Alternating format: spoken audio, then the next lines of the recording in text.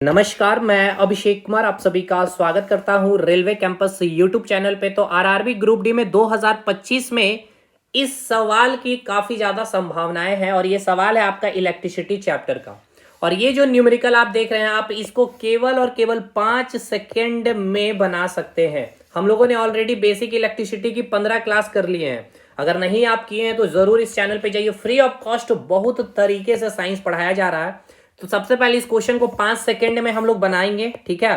Then इसको हम लोग 5 मिनट में पूरा कंसेप्ट देखेंगे, फील करेंगे सर्किट का इसमें। चलिए पहले क्वेश्चन पढ़ेंगे। देखिए, क्वेश्चन पढ़ने के बाद हम लोग 5 सेकंड की बात करें, नहीं तो क्वेश्चन पढ़ने में हम लोगों का 5 सेकंड चला जाएगा। तो प्रैक्टिकली बातें करेंगे, 5 सेकंड भी नहीं, कम से कम 7-8 सेकंड आपको लग जाएगा इस क्वेश्चन को बनाने में एग्जामिनेशन हॉल में, क्योंकि प्रेशर होता है। तो 10 सेकंड इस क्वेश्चन के लिए बेस्ट टाइम है। तो क्वेश्चन पहले पढ़ेंगे। दो तार है जिनका प्रतिरोध 2 ओम है और 6 ओम है, ठीक है, जिनको समानांतर क्रम में जोड़ा गया है। इंग्लिश में 2 वायर है जिनका रेजिस्टेंस वैल्यू 2 ओम है और 6 ओम है, जिनको पैरेलल में कॉम्बिनेशन में जोड़ा गया है और 12 वोल्ट की बैटरी से। और आपसे पूछा यह गया है कि जो प्रतिरोध 2 ओम है उससे कितनी करंट फ्लो करेगी। अब यहां से क्वेश्चन पढ़ा, अब इसके बाद आप क्या करेंगे फटाफट। यहां आप देख लिए समानांतर क्रम है, करंट इसमें कांस्टेंट नहीं रहेगा। तो 2 ओम से पूछा है भैया, तो हम यहां से आई निकाल लेंगे V/R। अब ये फॉर्मूला हम एग्जामिनेशन में नहीं लिखेंगे, ये मन में चलेगा।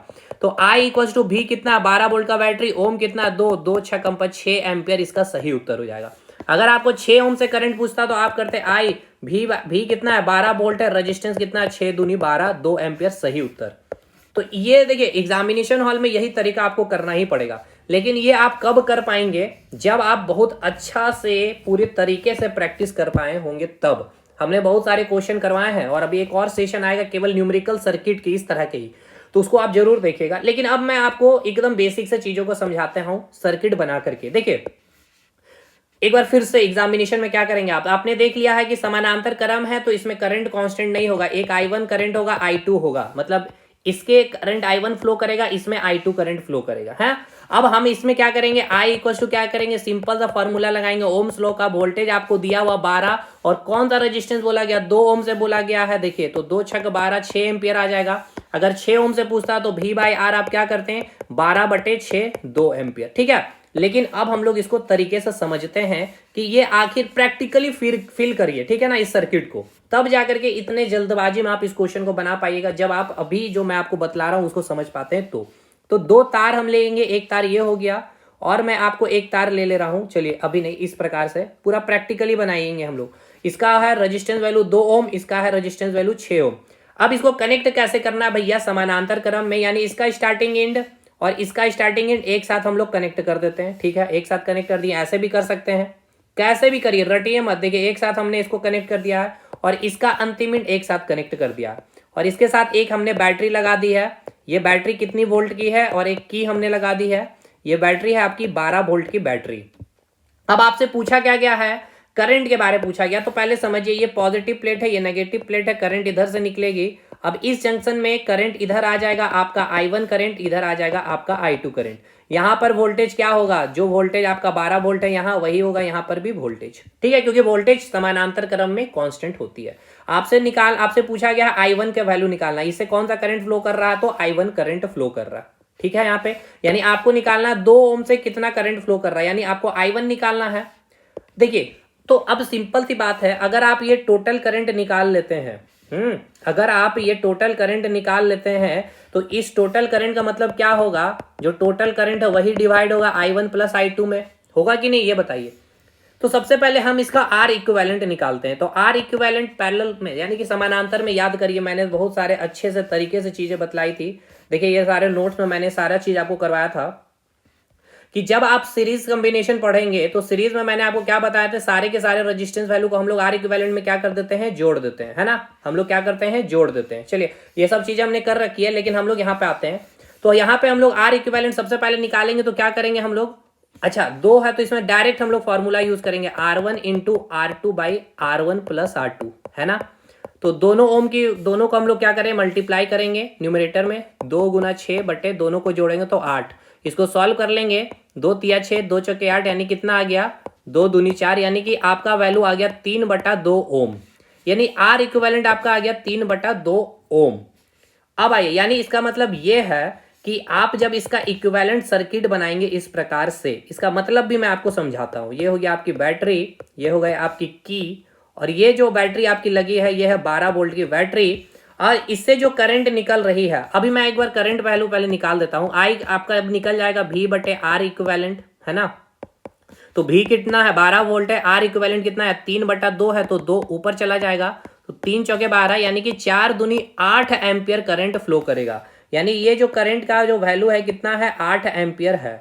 अब 8 एम्पियर यहां पे तो आएगा, लेकिन कुछ करंट इधर चला जाएगा, कुछ करंट इधर आएगा। अब एक बात बताइए, यहाँ पे 2 ओम है, यानी 2 लोग रुकावटें पैदा कर रहे हैं, और यहाँ पे 6 लोग रुकावटें पैदा कर रहे हैं, तो करंट किधर ज्यादा जाएगा, I1 ज्यादा होगा। यानी इतना तो मुझे अब समझ में आ गया कि I1 की वैल्यू क्या होगी, ज्यादा होगी। ठीक है, अब देखिए, तो अब ये जो इक्विवेलेंट सर्किट जो आप बना रहे हैं, आर इक्विवेलेंट निकालने का मतलब ये है कि इसकी जो वैल्यू है 3/2 ओम है, और इससे जो अब करंट फ्लो करेगी कितना होगी, वो 8 एम्पियर होगी। समझ में आया, ये इक्विवेलेंट का मतलब हो गया। यानी इसके इक्विवेलेंट आपने डायरेक्ट बना दिया है। ये 2 तार बनाने से अच्छा हमने एक तार फटाफट बना करके दिखा दिया, यानी कि इतना लोड होने के लिए हमें इतना करंट चाहिए। लेकिन हमें पूछा गया है 2 ओम से करंट का वैल्यू निकालना। तो अब देखिए, I1 निकाल सकते हैं V बटे आर करके। ये मैं इतना प्रोसेस बता रहा हूं कि आप फील कर पाइए कि सर्किट में हो क्या रहा। 12 बटे आर का वैल्यू आप क्या लेंगे, 2 ओम, तो 2 ओम लेंगे तो कितना आ गया, I1 की वैल्यू 6 एम्पियर है। और ऐसे आप यहां से अगर आप निकाल सकते हैं, अगर इसकी वैल्यू 6 एम्पियर आ गई है, I इक्वल टू आपने क्या लिखा, I1 प्लस I2।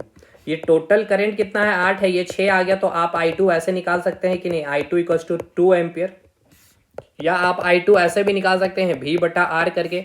वोल्टेज कितना है, 12 है, आर यहाँ पे कितना है आपका, 6 ओम है, तो 6 से जब आप इसको डिवाइड करेंगे तो 6 दूनी 12, यानी कि 2 एम्पियर। देखिए I1 की वैल्यू कितनी आई है, 6 एम्पियर आई है, और I2 की वैल्यू कितनी आई है, 2 एम्पियर आई है। तो देखिए, मैंने कहा ना कि I1 ग्रेटर देन I2 होगा, तो आप ऑप्शन से भी इसको बना सकते हैं अगर वैसा ऑप्शन दिया हुआ रहेगा तो देखिए, इतना तो डिटेल मैंने आपको बताया कि फील करिए कि यहां से अब 6 एम्पियर करंट जाएगी, यहां से 2 एम्पियर, तो देखिए ज्यादा रुकावट है तो 2 एम्पियर ही करंट यहां से जा रहा है। ठीक है, और यहां रुकावट कम है तो यहां से 6 एम्पियर करंट जा रहा है, 6 2 8 टोटल हो गया एम्पियर। तो अब इसको फटाफट आप कैसे एग्जामिनेशन में बनाएंगे, जब आप इतना कंसेप्ट को अच्छे से प्रैक्टिकली चीजों को समझ पाए होंगे तब। ठीक है, इसलिए मैंने कहा ये क्वेश्चन 5 से 10 सेकंड का है। अब फटाफट करेंगे कैसे एग्जामिनेशन, एक बार फिर से हम लोग अटेम्प्ट लेते हैं। 2 ओम है और 6 ओम है, और इसको हमने समानांतर क्रम में जोड़ा है 12 वोल्ट की बैटरी से, तो 2 ओम से प्रभावित धारा समानांतर क्रम है, यानी कि इससे एक अलग करंट फ्लो करेगा I1, इससे एक अलग करंट फ्लो करेगा I2।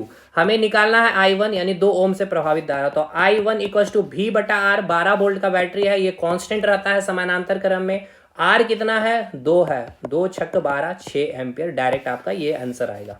ठीक है, देखिए अब जरूरी नहीं है कि इतना ही आसान एग्जामिनेशन में आ जाए, ठीक है ना, तो इसलिए जो मैंने अभी इतना चीज को करवाया है, अब इसी क्वेश्चन को बहुत अलग तरीके से आपको पूछा जा सकता है। तो धीरे धीरे हर एक क्वेश्चन को मैं लाऊंगा, अचानक से टफ क्वेश्चन कराना मेरा मकसद नहीं है। एग्जामिनेशन में इसी तरह से सवाल पूछे जाते हैं, ठीक है, मैं बाकी टफ क्वेश्चन तो करवाता हूँ, आप देखे भी होंगे।